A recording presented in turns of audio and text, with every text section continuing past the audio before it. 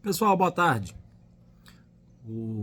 Tô aqui no clube esperando um cliente chegar e nós tivemos muita pergunta no direct sobre o que é curva balística. Vou tentar explicar de maneira bem simplória, e quem quiser mais conhecimento aprofundado é só ir lá no YouTube, tem 1 milhão de artigos. A curva balística é o caminho que o projétil percorre da saída da boca do cano até atingir o alvo. Esse caminho ele é chamado de trajetória. A curva balística é o comportamento desse projétil durante a trajetória. Aí eu tenho várias influências. Por exemplo, a gravidade. A partir do momento que o projétil sai da boca do cano, a gravidade está puxando ele para baixo. Lembra lá do segundo grau? 9,8 metros por segundo ao quadrado? Essa é a força da gravidade sobre o projétil. A partir do momento que ele saiu da boca do cano, a gravidade já está puxando ele para o chão. O nosso cano ele é inclinado. Ele fica... claro que aqui eu estou aumentando o tamanho, a proporção para a gente entender.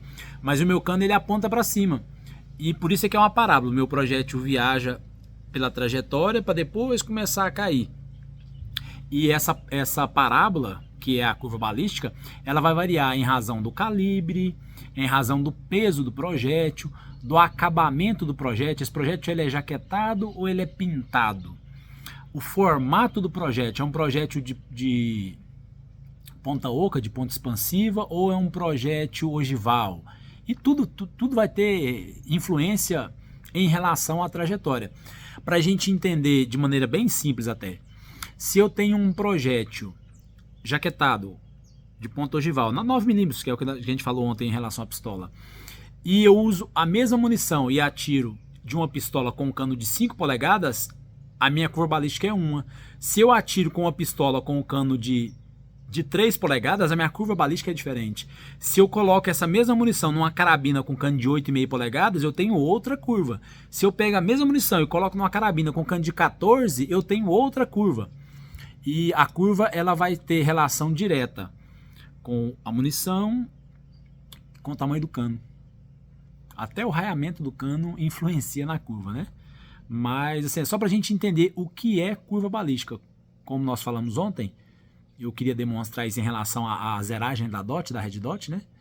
E eu acho que fica mais fácil para a gente entender. Pelo menos para a gente compreender qual que é a ideia. Outro ponto interessante que me perguntaram também no direct foi que eu falei de... Esqueci o termo que eu falei. Foi zerar a Red Dot? Eu não lembro o termo. Me perguntaram sobre o que... Calibrar. Foi o termo que eu usei. Eu falei, eu vim calibrar a Red Dot. E me perguntaram o que seria a calibração da Red Dot. Na verdade, esse termo é um termo chulo, né? Eu não estou calibrando a Red Dot. Eu estou aferindo ela em relação à minha arma. Eu estou determinando qual que é o zero da minha arma com aquela Red Dot.